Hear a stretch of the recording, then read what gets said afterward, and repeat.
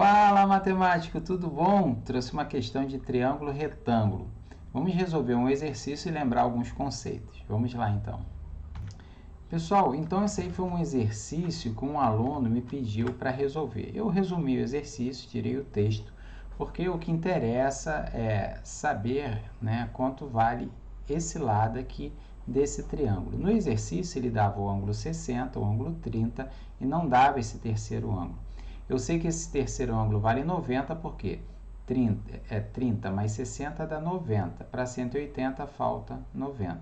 Então, a primeira coisa que a gente tem que lembrar é que no triângulo, a soma dos ângulos internos tem que dar 180 graus. Por isso que eu cheguei a essa conclusão. De novo, se aqui é 60 com 30, 90, aqui para 180 falta 90. Ok. A segunda coisa que é importante a gente lembrar é que quando eu tenho um triângulo retângulo, né? Vou fazer esse triângulo retângulo aqui de apoio só para lembrar alguns conceitos. Eu vou ter aqui os lados A, o lado B e o lado C. Esse meu lado A aqui a gente chama de hipotenusa. Então, essa aqui é a nossa hipotenusa. A hipotenusa, a característica dela é que ela está sempre oposta ao maior ângulo. Então, está ali, essa é a nossa hipotenusa. Aí a gente tem a relação de Pitágoras, que é igual a A2 mais B2 mais C2. No triângulo retângulo, nós temos os ângulos. Então, eu vou botar aqui o ângulo alfa e o ângulo beta. Então, se eu quiser saber o seno de alfa, vai ser cateto oposto, que é B, sobre cateto adjacente, que é A. O cosseno de alfa é cateto adjacente C sobre hipotenusa A. Adjacente é que está junto ao ângulo. Oposto é o que o nome já diz, ele está oposto, ó, do outro lado lá do ângulo, né? Se eu traçasse aqui uma reta, eu faria isso aqui, ó, ele está oposto. Então, revimos esses conceitos. Um último que é importante, que é a tangente. A tangente vai ser cateto oposto sobre cateto adjacente, tá certo? Então, outra coisa que a gente importante lembrar aqui da tangente, pessoal, é o seguinte, que a tangente de um ângulo, né? Então, estou falando aqui do ângulo alfa, não botei, é seno de alfa sobre cosseno de alfa. Então, esse aí é outro conceito que a gente precisa lembrar.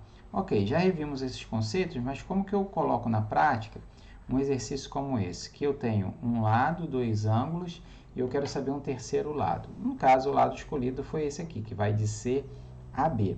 Bem, aqui não dá para eu fazer Pitágoras, porque falta um lado. Se eu tivesse esse lado, eu poderia fazer Pitágoras. Mas como eu tenho um ângulo, eu posso usar relações, né, trigonométricas. No caso aqui, eu tenho dois lados, não tem a hipotenusa. Então, a minha possibilidade é usar a tangente, ou a tangente de 60 ou a tangente de 30.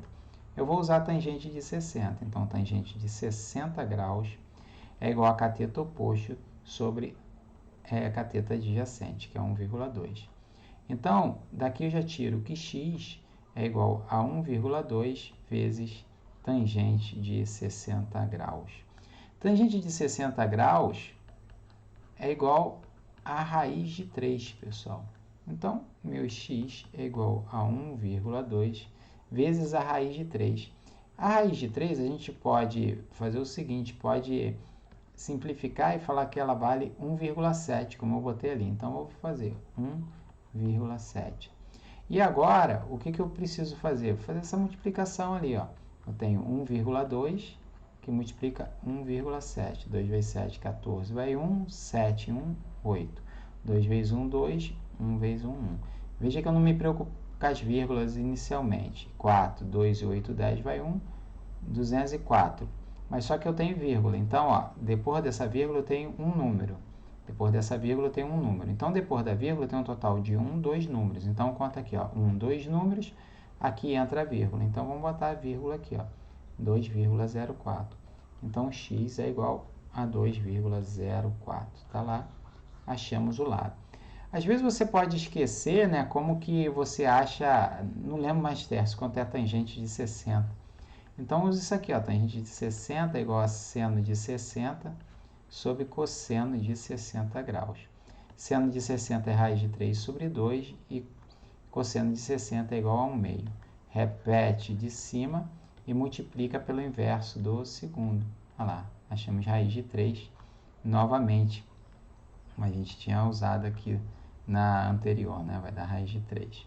Então isso aí é só uma dica, porque quando você entende o exercício, você não precisa ficar o tempo todo decorando. A prática te leva, então, ao conhecimento e como resolver o exercício.